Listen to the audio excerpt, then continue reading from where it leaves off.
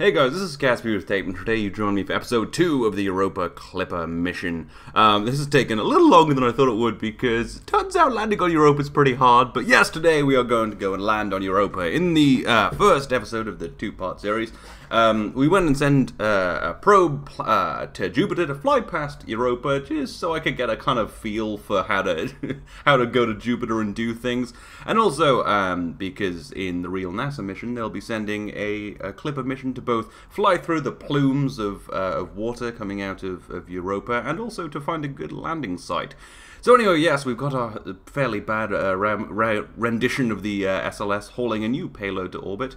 Boosters burning out there, falling away, and then the core carrying on to orbit. We've got a slightly bigger upper stage today, just because we've got a slightly bigger payload, because of course it's the lander and the lander's boost transfer and fine-tuning stage. So that second stage up there will send the payload to Jupiter, and then there's another stage which will do all the maneuvering, and the lander will land, hopefully, if I get this right. But maybe by the length of the video and also the amount of time it took for this to come out, you might have guessed that this doesn't go super perfectly. But hey, we learn from our mistakes. Anyway, so yes, the SLS rocket performing quite well. It is using the SLS engines, but just kind of a generic fuel tank I use. I think it's actually a bit smaller than the SLS, but it does pretty good lifting capability. The SLS, of course, the NASA's next rocket, which could be very useful for the Europa Clipper mission, because it would be able to send the lander directly to Jupiter, which would only take about 3 years as opposed to maybe 7 from doing a bunch of gravity assists, which again is also good for me because I don't have to do a bunch of gravity assists, at least not in the inner solar system. I will be having to do some around Jupiter because, well, it is rather costly to get to and land on moons. So yeah, we're going to try that out quite a bit today. Anyway, of course, this launch has been sped up to 4 times speed, because you can tell it takes quite a while to get to orbit. Anyway, we are here now, detaching the second stage gracefully, coming out of that shroud, and it's time to plan our maneuver.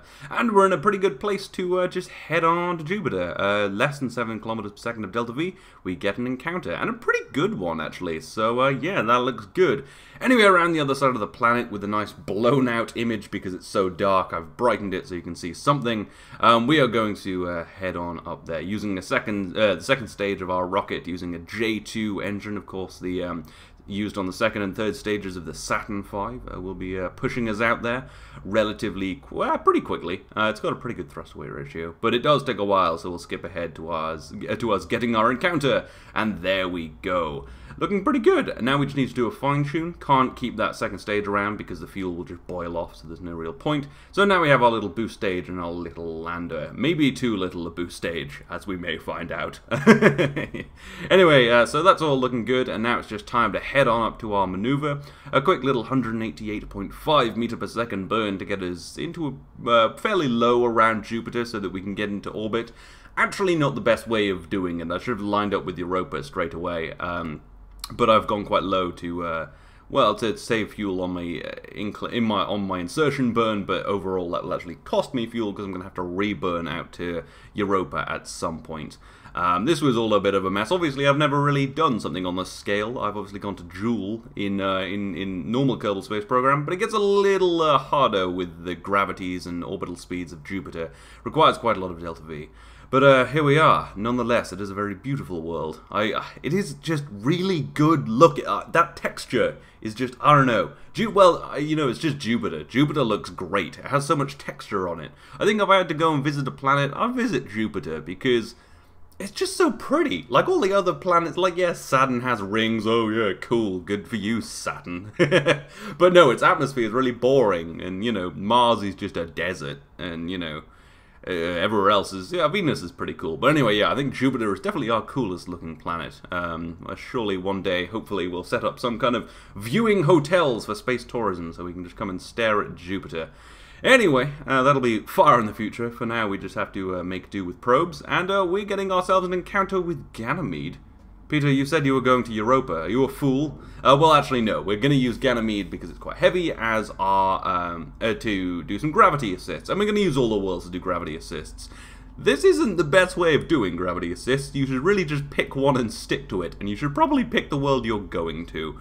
So yeah, here I was just kind of experimenting with gravity assists. I haven't done them a lot and don't know a ton about them, so it didn't get it particularly right. So I end up using a bunch of different worlds and spending a lot of fuel just going to different worlds to try and get different moons to try and get you know, my best gravity assist, but it was all a bit ridiculous. Also, I didn't bring enough fuel. So yeah, if you haven't figured out by me literally saying it, this mission doesn't actually succeed. We'll have to do another one. But this is kind of where I learned what was going on. Did some gravity assists, probably saved a little bit of fuel, but because I had to keep moving my orbit around to meet different moons, it was all a bit ridiculous, and I end up just burning all of my fuel. But we do a gravity assist with Ganymede, which brings our apoapsis down quite a lot, and then we're going to set up another one to fly by Callisto, I believe, this time. Yeah, Callisto. So, yeah, we're going to go and do a flyby of Callisto, bring our apoapsis down some more. You can see it's very significant, but I just have to keep moving my orbit around too much. But, yeah, you learn from your mistakes, and, well, I certainly learned quite a lot. And we got a good look at all the planets, which is quite nice, so it's not a total failure. But here you can see I've realized that well, I'm going to need to, if I'm going to get into orbit of Europa, I'm going to need to have my periapsis at Europa, because when we meet Europa, we're going to have quite a high relative velocity, and if we meet it at kind of an angle, we're going to have a higher relative velocity due to the direction of our velocity, if that makes sense, which turns a burn that will be about 5,000 meters per second of delta V to get into orbit into about 8,000 meters per second to get into orbit, because you kind of intersect the orbit at an even higher velocity. Although no, this is actually, we're getting an encounter with Io, not Europa. That's the next bit. So there's a lot of encounters which I'm having a little trouble remembering all of them. But yeah, anyway, so we're getting an encounter with Io to bring our orbit slightly closer to Europa's again, and then we're just gonna kind of go for broke, try and get in an orbit with Europa, and it's gonna go poorly. So after doing a few burns, getting our periapsis up to around the altitude of Europa, and doing an inclination change here, we've burned off all of the fuel in that transfer stage, and are now onto the lander fuel. So obviously this mission will not succeed, but we've learned a lot. We've learned many things, like just be better at games, Peter. So, but no, what I have garnered from this is I should come in, firstly, I should get my orbital insertion with Jupiter at about the altitude of Europa, so that have as minimal kind of relative velocity as possible with it, and then I'm just going to do all of my gravity assists with Europa so that I stay at Europa and don't spend fuel moving around. Probably should have been apparent, but well, I didn't really have a plan for this. I just sort of built a probe and it didn't have enough fuel, so I was like, oh shit, gravity assists. So yeah. But here we are at Europa, firing up our little engine, trying to slow down a little bit, and I guess just hang around for a while. We get a good look at it. It's always nice to see Europa. We've seen some worlds today very quickly as we fly by them. But yeah, it looks nice, although up close it's a bit grainy. I tried to install the higher quality textures, but it took too much RAM. So these are the medium quality textures, I believe. I don't know why though. I have 16 gigabytes of RAM. Maybe it actually would work now. I think when I installed it initially I had less RAM. But anyway, yeah, that's why the textures are a little bit, you know, not that nice up close. Anyway, we're out of fuel now-ish, and the mission has failed. So we must launch another mission. So here comes Lander 2, the Europa Lander 2. Much more Delta V, much bigger stages, and much better planned, hopefully. So, on a slightly bigger rocket, you'll notice that the upper stage is much bigger, and the solid rocket boosters are much bigger, because they need to be to lift that upper stage. And here we are just dropping them. Yeah, so on a slightly bigger rocket, the core's still the same, but maybe a meter taller, actually. I think it's maybe a couple of meters taller. And should be capable of doing this. However, it does have a much lower thrust-to-weight ratio after we drop the boosters because of that, so we have to kind of fly at this sort of higher angle to stop ourselves going over our apoapsis. And we do manage that, but we don't quite make it to orbit with the core stage and the boosters, so we have to use a little bit of the second stage, which is fine. That engine has 3 ignitions, and we have a little bit of excess Delta V, and also, this time, we've launched out of, I believe, French Guiana? Is it Guyana? My geography is terrible, but the French bit of South America, so that we're in an equatorial orbit and can save some delta V heading out to Jupiter. So all around much better planned. You can see the transfer stage below the probe is much bigger, and also the probe itself has a little bit less delta V because it doesn't need as much as it had, so it's a little lighter. So yeah, we've actually got like 6 kilometers per second of delta V, I believe, in the transfer in the stage below the probe. I mean, we'll have to use a little bit of it for the transfer burn to Jupiter because we had to use a little bit of the second stage to get into orbit, but it should be okay. However, this does take ages because it's now way heavier and it's still using a J2 engine, but it's fine. And we do eventually, well, burn out of fuel in the second stage and have to switch to, I guess, the third stage to complete the burn, but that's all fine. And eventually we do get our encounter with Jupiter. Quite a nice one as well. After that, you can see after that little tweak, we're going to be very close. And it's actually a small tweak. 500 meters per second will get us into the correct plane and position of Europa. And then, as you can see here, we can just start doing gravity assists and start bringing our apoapsis down for very little cost. So we warp out to our tweak maneuver. Quite a big tweak maneuver, but it is necessary. And yeah, we'll get on our way. You can see that this is a way bigger third stage now. The other one was tiny, but this is way wider and longer. Still using an Asterisk engine just because it's very convenient, because it has infinite ignitions and a pretty good efficiency, and thrust to weight ratio doesn't matter to us too much in deep space. So yeah, and then we get to Jupiter, fall on into the beautiful system. I always like this shot of the moons orbiting. It just, I don't know, it's always good to see Newton's gravity working, although obviously Newton wasn't actually totally correct about gravity, but I imagine the game is actually implementing Newton's laws of gravity. But actually, yeah, you get taught in school about Newton just, you know, doing gravity, but turns out Einstein was like, no bro, it's all quantum and shit, it's slightly different. And yeah, so I don't know what I'm talking about now, but something about Newton not being quite right. But his equations are still perfectly useful, because, well, they approximate what really happens. Anyway, so yeah, we could do our nice little encounter burn, our orbital insertion burn around Jupiter. Again, it takes a while because we don't have a lot of thrust to weight ratio, but eventually we do get our orbit to a nice place. And then we can start fishing around for some gravity assists. Quite a lot of them, because currently an encounter with Europa would cost about 5 kilometers per second of delta V, and we have about 3 and a bit. So yeah, we need to bring our orbit down quite a bit. And once we get it right, you can see for just 160 meters per second burn, we get our orbit down quite a lot. And that does sound actually quite expensive, but we also have to do a very serious plane change. So actually, in the future gravity assists, we'll have to spend much less delta V to get ourselves our encounters. So it is extremely efficient and a good way of doing this. The way this works, of course, is not actually free. We're actually stealing a little bit of velocity from Europa. It will actually speed up as we slow down. Not modeled in the game, of course, but in real life, you are actually slowing down or speeding up the planet as you borrow its velocity. Which is, well, nice. I guess if we did it with really big ships, we'd start pulling things out of orbit. But anyway, after our first encounter, we have ourselves a slightly lower apoapsis, and we're going to get another one, of course, still around Europa, because, well, that's where we're going, so we're just going to stick to using Europa for our gravity assists, do a few burns, and then fly by Europa once again. So that's 2, and we've got our orbit down quite a lot for very small burns. You saw those added up to about 20 meters per second of delta V. Another 30 meters per second of delta V gets us another encounter with Europa.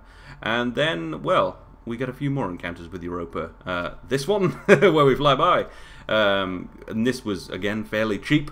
And then a subsequent one, flying by Europa again, and I believe the final one now kind of comes out of nowhere. Oh god, that's Europa. But now we're in a good orbit, and we can plan ourselves an encounter and an orbital insertion around Europa. Because now we're slow enough that 3.2 kilometers per second of delta V is more than enough to get into orbit of Europa, which is rather good. So, we're going to have to do a few costly burns to get us into the exact right position. As I mentioned earlier, we want our direction of the direction vector of our velocity to be about the same, well, as similar as possible to Europa, so that we just have to deal with the magnitude of our velocity, not in also direction, because orbital mechanics and geometry. Study geometry. It will teach you lots about orbital mechanics and, yeah, all that stuff. Anyway, so that burn raised our periapsis to the altitude of Europa, and now we need to drop our apoapsis to actually get an encounter, because we need to change the period of our orbit so that we reach Europa. I don't usually talk about orbital mechanics this much in my videos, but well, that's all we're doing here, so I should probably explain it in detail. So yeah, a quick 89.2 meters per second burn will bring down our apoapsis, and we'll meet Europa in a little while, and then we'll do an orbital insertion burn, and then we'll go and land, because, well, that's how we do. I'm sure NASA will plan it much better than this, although maybe they'd use a similar thing to the, I don't know, maybe just more delta V, who knows. I don't know the actual plans. Anyway, after a little bit of a tweak with RCS, we do get ourselves a nice periapsis kind of low to the surface to maximize our gains from the O-berth effect. And yeah, you can see for 2,400 meters a second of delta V or something, we will get into orbit. And here we are, descending onto Jupiter, firing up the RCS motors to induce ullage so that the fuel will flow to our engine, and then firing up the engine to start slowing down. You'll notice on this probe the RTGs are a little bit more like antennas. That's just because I wanted more RTGs, and also because, I don't know, it looks more fun when it has antennas. It's like a little alien, you know. Space has got to be fun. It can't all be about work, man. Anyway, the burn does take a really long time. But eventually we do get ourselves into orbit. And we'll go around a little bit to actually circularize it, otherwise this is going to get all crazy. So we do another orbit and then bring our apoapsis down again. And we have fuel to spare, which we'll use, well, to slow ourselves down for the landing, which will save us fuel and also ignitions, because the lander engine only has 5 ignitions because of realism overhaul. And I'm not a particularly precise pilot, so as many ignitions as I can get would be good. So we spend that little bit of delta V slowing ourselves down. So obviously NASA has some science reasons for landing in a specific place on Europa. I have thumbnail reasons. I need to land somewhere where I can get a good thumbnail. That is now the key directive of this mission. Good thumbnail for my YouTube video. So we kind of want to land where, kind of getting a jewel rise in the sky, I think. So that's what I'm trying to do. I'm trying to land somewhere here-ish, you can see on the map, so that Joule is hanging in the sky. I think I've been slightly early, because obviously when we get lower, Jupiter will be lower in the sky, but hopefully we'll land in a good place. But that is the key directive of this mission, Operation Get a Good Thumbnail. Anyway, this goes on for a while, but it does get more interesting as we approach the surface, and I realize my vertical velocity is extremely high, and I should have been killing that more than I was killing my horizontal velocity, because the higher your vertical velocity, the less time you have. So I start angling myself up more and more to try and avoid the surface, because I don't want to slam this probe into the surface, because then I have to do it again. Although I'd probably just quick load. I'm not going to launch another rocket because of ineptitude. But yeah, so this is a little worrying. But if we start working on, if we get rid of our vertical velocity, then we can start working on our horizontal velocity. And we have a massive excess of delta V, because I just slightly overcooked how much delta V I had. Anyway, we do almost fuck up the mission, but with a quick burst of RCS, we just missed the surface of Europa. I'm sure NASA will do a slightly more precise job. But the real problem here now is, I'm probably not going to crash, but Jupiter is disappearing out of the sky. Operation Thumbnail is in serious threat. We might not get the perfect thumbnail. So, we're going to have to land on that little hill in front of us if we have any chance of getting a good thumbnail. So, yeah, I raise my vertical velocity a little bit. We're going to go up and try not to slow down too much and land on top of that little ridge up there for the glory of thumbnails. And you can see now Joule is rising in the sky. All is looking good. And if I can just balance my speed and the number of ignitions, we should be okay. Now, this engine doesn't throttle at all, so I can't just, like, throttle down and, you know, you do it fairly precisely. I have to pretty much just hit the button at the right time, so that's not great. And we are down a few ignitions now. You can see I've just turned off the engine. I think we have 1, 2 ignitions left. And we spend one of them reigniting the engine to try and move, because we don't want to land here, because we can't see Jupiter in the sky. No thumbnail. So we got to jump over the ridge and just do it at the right time. Then use a little bit of RCS to try and tweak it as good as possible, because we slightly undercooked that one, actually. And then we need to fire up the engine one last time, hopefully get the perfect time to slow down, not too quick, and oh god, did we undercook it? And oh no, we're okay. But slightly under the ridge. This is no good for thumbnails. So let's start moving this probe in an unconventional way. We fire up the RCS, we start rolling the probe around. We just need to get it over this ridge and into a good position. And then back up on its end so that, you know, we don't just leave it lying on its side. Because that won't be a good thumbnail. So then we flip it up, we just roll it around and eventually get it pointing the right way. And there's our thumbnail. So yes, I hope you've enjoyed this. I hope you enjoyed the madness of me just having silly goals like getting thumbnails. And we'll do a little bit of science and everything. And yeah, but that is a landing on Europa. Pretty difficult. I had to send, I think, 4 missions to get this done.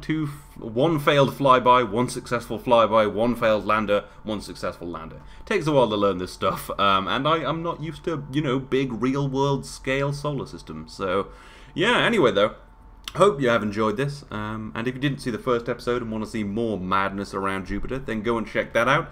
But yeah, like I said, I hope you've enjoyed this. This has been KSP with Tape. I'll see you next time.